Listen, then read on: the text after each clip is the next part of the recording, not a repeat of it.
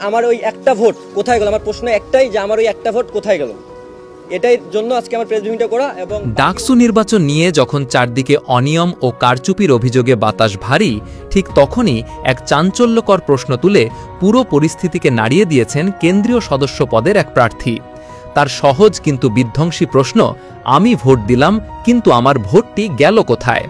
এই একটি প্রশ্নই যেন ডাকসু নির্বাচনের স্বচ্ছতা নিয়ে চলমান বিতর্কের অনলে ঘি ঢেলেছে।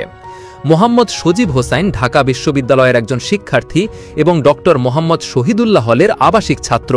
তিনি এবারের ডাকসু নির্বাচনে কেন্দ্রীয় সদস্য পদে একজন প্রার্থীও ছিলেন। অন্য সব সাধারণ ভোটারের মতো তিনিও তার হলের জন্য নির্ধারিত কেন্দ্র কার্জন হলে নিজের ভোটাধিকার প্রয়োগ করতে গিয়েছিলেন। কিন্তু নির্বাচনের ফলাফল ঘোষণার পর তিনি এক অবিশ্বাস্য ঘটনার মুখোমুখি হন। মঙ্গলবার এক সংবাদ সম্মেলনে সজীব তার ভয়াবহ অভিজ্ঞতা তুলে ধরে বলেন, আমি নিজে একজন ভোটার এবং প্রার্থী। আমি ভিপি পদে আবিদকে, সাধারণ সম্পাদক জিএস পদে সম্রাট ইসলামকে এবং এজিএস পদে আশিকুর রহমান জিমকে ভোট দিয়েছি। লক্ষণীয় বিষয় হল, আমি কোনো নির্দিষ্ট প্যানেলকে নয় বরং তিনটি ভিন্ন প্যানেলের তিনজন প্রার্থীকে ভোট দিয়েছি। কিন্তু রাতে যখন ফলাফল শুনি তখন হতবাক হয়ে যাই। আমি জানতে পারি আমি যে জিএস প্রার্থীকে ভোট দিয়েছি সেই সম্রাট ইসলাম আমার কেন্দ্র থেকে একটিও ভোট পাননি, তার প্রাপ্ত ভোট সংখ্যা 0। সজীব আরও জানান, ফলাফল প্রকাশের পর সেই জিএস প্রার্থী সম্রাট নিজেই তাকে ফোন করে বিষয়টি জানান।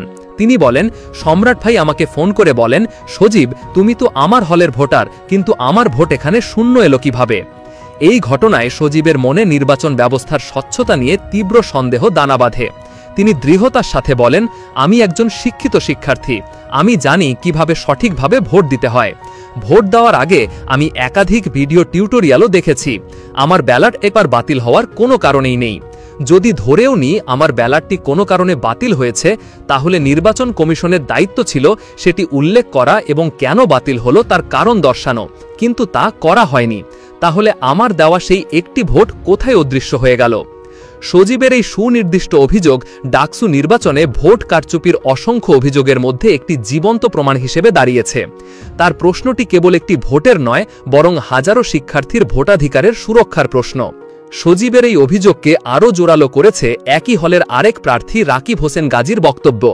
স্বাস্থ্য ও পরিবেশ সম্পাদক পদের এই প্রার্থী অভিযোগ করেন, পুরো নির্বাচন প্রক্রিয়ায় প্রশাসন ও নির্বাচন কমিশন পক্ষপাতদুষ্ট আচরণ করেছে। তিনি বলেন, প্রার্থীদের চূড়ান্ত তালিকা প্রকাশের সঙ্গে সঙ্গেই একটি নির্দিষ্ট ছাত্র সংগঠন কিভাবে পুরো ক্যাম্পাসে পোস্টার, ব্যানার আর ফেস্টুনে ছেয়ে ফেলল। প্রায় 24 ঘণ্টা ধরে তাদের প্রচারণা চলেছে, যা ছিল আচরণবিধির স্পষ্ট লঙ্ঘন। প্রশাসন তখন কোনো ব্যবস্থা নেয়নি।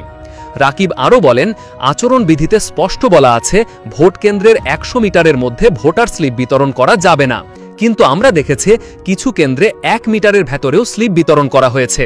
আবার অন্য প্যানেলের প্রার্থীদের 100 মিটারের বাইরেও বাধা দেওয়া হয়েছে। এই দ্বৈত নীতি প্রমাণ করে নির্বাচনটি কতটা প্রহসনের ছিল। সজীবের একটি ভোটের হিসাব না মেলা এবং রাকিবের তোলা অনিয়মের চিত্রগুলো মিলিয়ে দেখলে ডাকসু নির্বাচনের গ্রহণযোগ্যতা এক বড়সড় প্রশ্নের মুখে পড়ে যায়। যেখানে একজন ভোটার তার দেওয়া ভোটের কোনো অস্তিত্বই খুঁজে পাচ্ছেন না, সেখানে নির্বাচনের সামগ্রিক ফলাফল কতটা বিশ্বাসযোগ্য সেই প্রশ্নটি এখন ঢাকা বিশ্ববিদ্যালয় ক্যাম্পাসের বাতাসে ঘুরপাক খাচ্ছে।